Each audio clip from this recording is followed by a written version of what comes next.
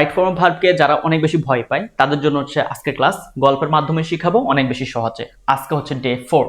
দেখেন বলতেছে once there live an idle king, মানে বলতেছে একদা বা একসময় হচ্ছে এক অলস রাজা বসবাস করতেন।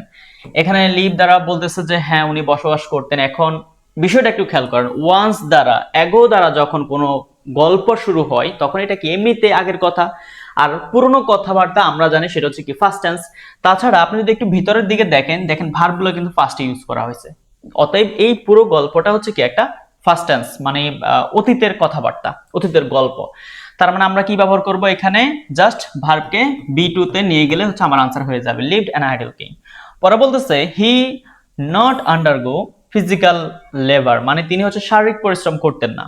এখন দেখেন আমি বলছিলাম যখন এই আমাকে উত্তর যখন হচ্ছে আমাকে যখন যে ভার্বগুলো দেওয়া হয় সেখানে যদি নট থাকে সেখানে আমাকে ডু ডাজ ডিড নিতে হবে। যারা বেসিক থেকে শিখতেছে তাদেরকে একটু বলি, মানে যারা গ্রামারে দুর্বল আর কি তাদের জন্য লিখতেছি ডু ডাজ, ঠিক আছে, এগুলো চিন্তা করতে হবে। আর ফার্স্টের জন্য কি নিব আমরা, ডিড নিব, যেহেতু আমাদের আনসার হবে এখন ডিড।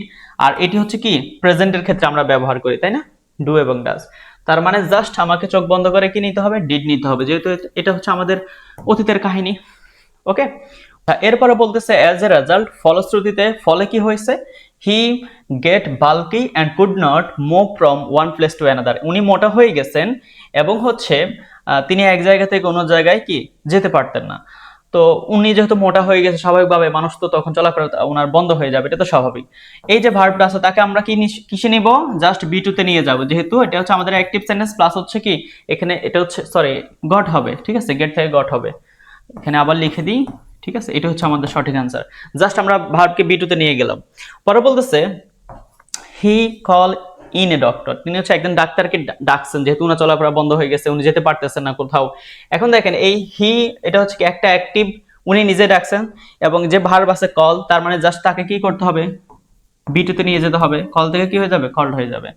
ওকে, আর যখন আমাদের সাবজেক্ট নিজের কাজ নিজে করে না তখন আমরা কি ইউজ করি বলুন তো, আমরা প্রত্যেকটা ক্লাসে বলতেছি, তখন হচ্ছে আমরা বি ভার্ব প্লাস ভি3 নিতাম, ঠিক আছে। ওকে, পরে বলতেছে the doctor clever and wise, ওই ডাক্তার উনি ছিলেন হচ্ছে বুদ্ধিমান এবং কি উনি জ্ঞানী এবং বুদ্ধিমান ছিলেন। তো এই দা ডক্টর হচ্ছে এটা সিঙ্গুলার ফর্ম, ঠিক আছে। এখানে বি দ্বারা বলতেছে যে তুমি হ্যাঁ বি ভার্ব গুলো বসাও। এখন কোনটা বসাও বলেন, আমাদের যেহেতু ফার্স্ট টেন্স তার মানে আমরা ওয়াজ এবং ওয়ার থেকেই তো নিব, কাকে নিব, ওয়াজকে নিব, যেহেতু এটা singular form. The doctor was clever and wise. পরে বলতেছে হি ডিড নট, এই যে ডিড নট দিয়ে দিয়েছে, তার মানে যে ভার্বটা আছে তাকে আপনি সোজা বসিয়ে দিবেন। Prescribe any medicine for the king, তিনি রাজার জন্য কোনো মেডিসিন হচ্ছে কি প্রেসক্রাইব করে নাই, তার মানে যেহেতু do not does not did not দেওয়া থাকলে যে ভার্ব আছে তাকে সোজাসুজি বসিয়ে দিলে আমার কি আনসারটা হয়ে যাবে। ওকে, এই হচ্ছে আমাদের আনসার। তো এভাবে করে শিখলে আমার মনে হয় আপনি অনেক সহজে পারবেন। যারা আগে ক্লাসগুলি দেখেন না দেখে নিতে পারেন, আমাদের ফেসবুক পেজ এবং ইউটিউব চ্যানেলে আছে।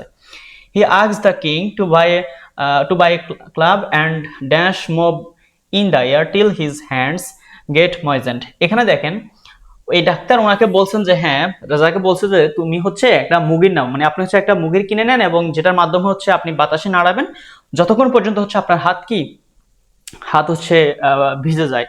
এখন দেখেন ওনার কথাবার্তা যেগুলি, হ্যাঁ কেউ যদি কোনো কিছু বলে সেটা হচ্ছে আমরা প্রেজেন্টে রাখবো, ঠিক আছে, সেটা কি আমরা কিসে রাখবো, সেটা হচ্ছে আমরা প্রেজেন্টে রাখবো।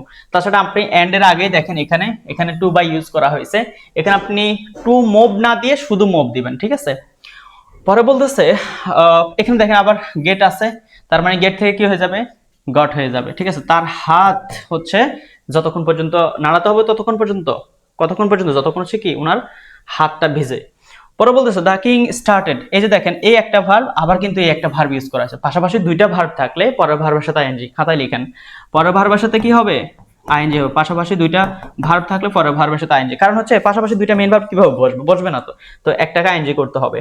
The prescription does the king relieve of his problem, মানে এভাবে তিনি হচ্ছে তার সমস্যা থেকে মুক্তি পেয়েছেন, ঠিক আছে।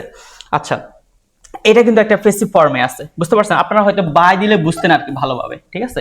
এখানে প্রিপোজিশন অফ ইউজ করা হয়েছে, তার মানে যখন হচ্ছে প্যাসিভ হয় তখন আমরা সাবজেক্ট তো পেলাম, এরপর আমাদের বি ভার্ব দরকার, যেহেতু আমাদের একটা অতীতের কথা, তার মানে দ্য কিং ওয়াজ, ঠিক আছে। আর একে আপনি কি করবেন, ভিতরিতে নিয়ে যাবেন, তার মানে রিলিভড, এই হচ্ছে আমাদের আনসার। তো আমরা যখন এভাবে গল্পের মাধ্যমে শিখি তখন হচ্ছে সবগুলা রুলস হচ্ছে একটু সহজে বোঝা যায়, সহজে, সবচেয়ে সহজে। কারণ আপনি যদি লাইন বাই লাইন রুলস পড়েন সেই ক্ষেত্রে আপনার অনেক কিছু বুঝে আসবে না, বাট গল্পের মাধ্যমে পড়লে এভাবে বোঝা যায়। আজকের ক্লাসটাতে মেইনলি আমি দেখানোর চেষ্টা করছি ফার্স্ট ফর্ম কখন আপনি ইউজ করবেন সেটা বোঝানোর জন্য হচ্ছে এই গল্পটা নিয়েছি। তো গত ক্লাসগুলোতে হচ্ছে আমরা বিভিন্ন রুল একই গল্পের মাধ্যমে বোঝানোর চেষ্টা করছি। যারা আগের ক্লাসগুলো দেখেন না দেখে নিতে পারেন এবং ক্লাসটা অনেক বেশি শেয়ার করবেন, কেমন? সো থ্যাংক ইউ সবাইকে, সালাম আলাইকুম।